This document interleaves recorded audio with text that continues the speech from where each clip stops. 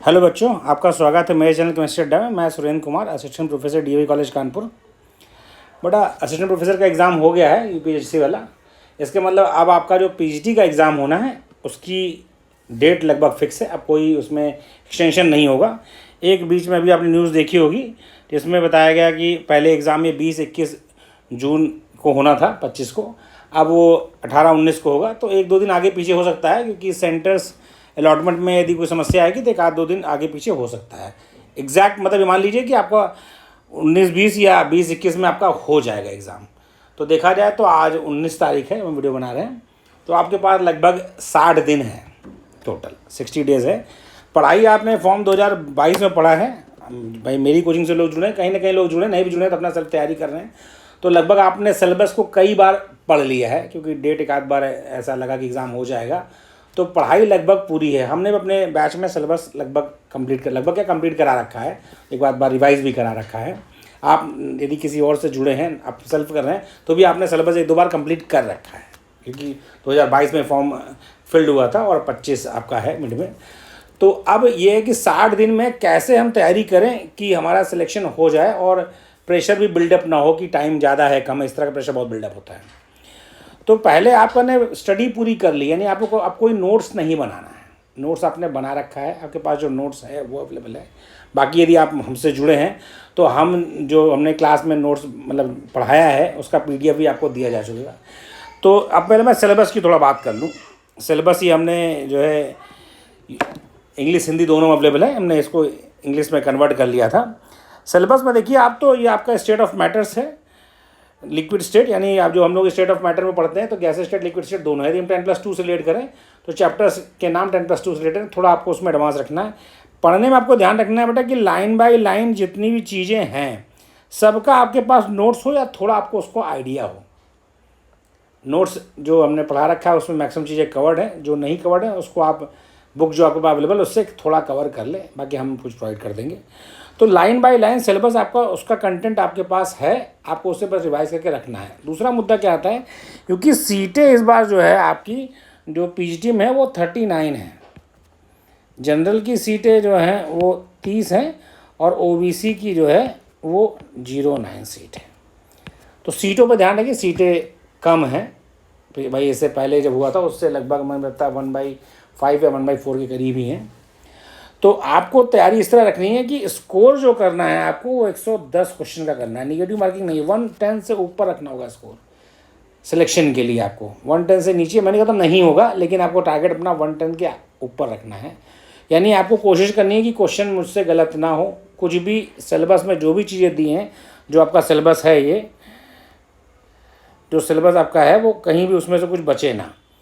जो सिलेबस आपका हमने बना रखा है इसमें आपको यानी कि फिजिकल में कोई भी टॉपिक आपको छोड़ना नहीं है, और आपको इनऑर्गेनिक में कोई टॉपिक नहीं छोड़ना है। बेसिक से लेके एबव तक जो भी आपका जहाँ तक स्पेक्ट्रोस्कोपी हुआ, आपका ऑर्गेनोमेटेलिक हुआ, विटामिन हार्मोन्स, कोई भी चीज़ आपको ड्रॉप नहीं करनी है, तैयारी पूरी रखनी है। कैसे करेंगे तैयारी भाई? अब लास्ट टाइम आ गया, आप कई बार पढ़ चुके हैं, अब आपके पास जो है 60 दिन का समय बचा है। तो हमने एक रूटीन जो है अपना बनाया है बच्चों की तैयारी की, जिसमें हमने ये रखा है कि आपको भाई जैसे आपने स्टार्ट पढ़ रहे हैं अब तक, आपको फिर से माइंड अप करना है। तो सुबह आपने चाहे मेरे अकॉर्डिंग पढ़िए, चाहे आपका जो भी तरीका हो, मैं उसका सबका अपना तरीका होता है।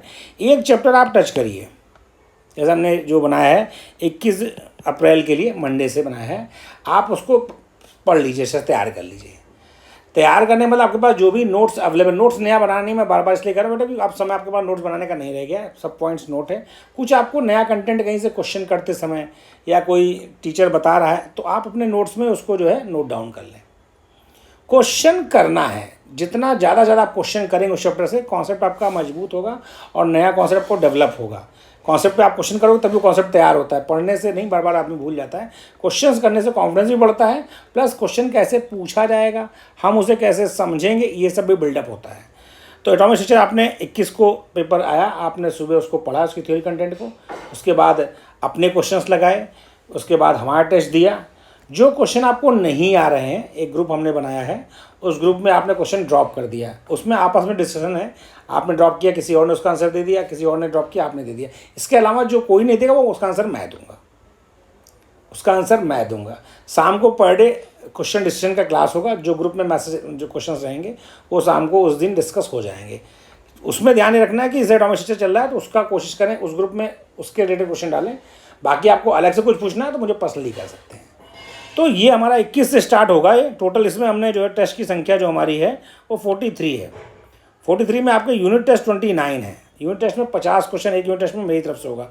इन्हीं 50 से आपका काम नहीं चलेगा। आपके पास जितने क्वेश्चन हैं उस चैप्टर से हैं, जहाँ पर भी आपके पास है, कोशिश करनी कि एक दिन में आपको 300 से 400 क्वेश्चन की प्रैक्टिस करनी है। कैसे करेंगे ये आपको समझना है, प्रैक्टिस करनी ही करनी है। सिलेक्शन आपको पीजीटी में लेना है बेटा तो 300 से 400 क्वेश्चन आपको प्रैक्टिस करनी है, टाइम निकालना है। सारी एक्टिविटीज़ एकदम जो बेसिक एक्टिविटीज़ हैं उनके अलावा बाकी सारी एक्टिविटीज़ को आप विराम लगाइए। कुल 60 दिन अच्छे से समर्पित होइए पीजीटी के लिए, ओके। और उसके बाद जो माइनर टेस्ट रखा है उसका शेड्यूल हम दे देंगे उसके बाद। और उसकी संख्या 6 है जिसमें 125 क्वेश्चन होंगे।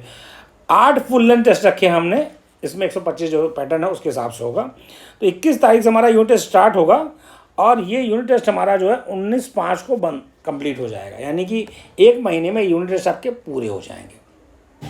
यानी आपका 1 महीना भी बीता है और आपका सिलेबस जो है पूरा अच्छे से रिवाइंड हो गया है। आपने हर चैप्टर से लगभग 150, 150 भाई जो चैप्टर वैसे हैं BSc MSc वाले, उससे मान लीजिए 30-35 क्वेश्चन कर रखा है।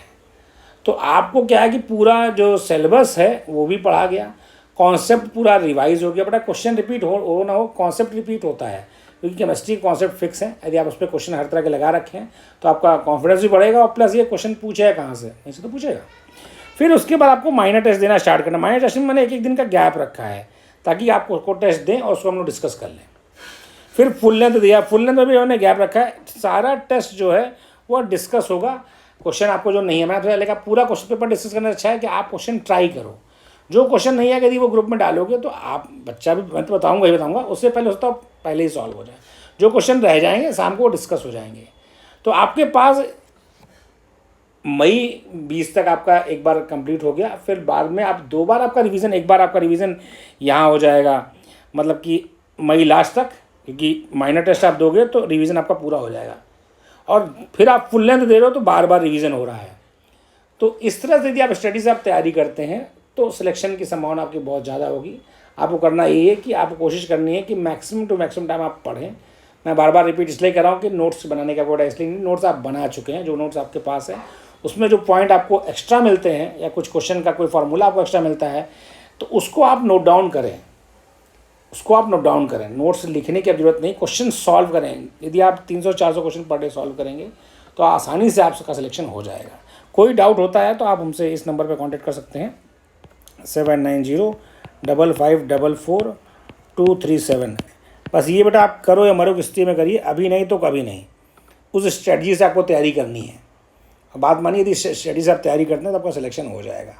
बस ये आपको ध्यान रखना है कि मुझे इसी पैटर्न पे, जो भी आपका पैटर्न है हमने अपना दिया है, आप उसके अलावा इस पैटर्न से आपका पूरा सिलेबस एक बार जो है 1 मंथ में ही मैंने जो दिया है कंप्लीट हो जाएगा। नोट्स आपके पास अवेलेबल है, बाकी PDF नोट्स मैं ग्रुप में भेजूँगा, जिस हर चैप्टर्स की आपको नोट्स मिल जाएगी, बनी भी आपके पास है, मैं भी आपको दूंगा नोट्स। उससे पढ़ना है, उसमें कुछ पॉइंट आपको कहीं से ऐड ऑन होते हैं उसमें ऐड ऑन करना है। हमेशा बेटा नॉलेज ऐड ऑन करने की प्रवृत्ति रखें तो आपका कभी नुकसान नहीं होगा, क्योंकि नॉलेज हमेशा गेन करने की चीज़ है, कंप्लीट कभी नहीं होती है। बस ये करना है, कोशिश करना है कि ज़्यादा से ज़्यादा मुझसे टाइमली गेन से कर सकें। कोई डाउट हो बेटा तो आप फ़ोन कर सकते हैं। तैयारी में जुट जाइए क्योंकि हायर का एग्ज़ाम हो रखा है असिस्टेंट प्रोफेसर का, इसके मतलब PhD का एग्ज़ाम होना ही होना है। अब कोई एक्सटेंशन नहीं होगा, बहुत डेट पे डेट हो चुका है, तारीख पे तारीख हम लोग बहुत खेल चुके हैं। मतलब कमीशन खेला हम लोग तो 4 एग्ज़ाम होना, लेकिन अब इस तारीख पे एग्ज़ाम हो जाएगा।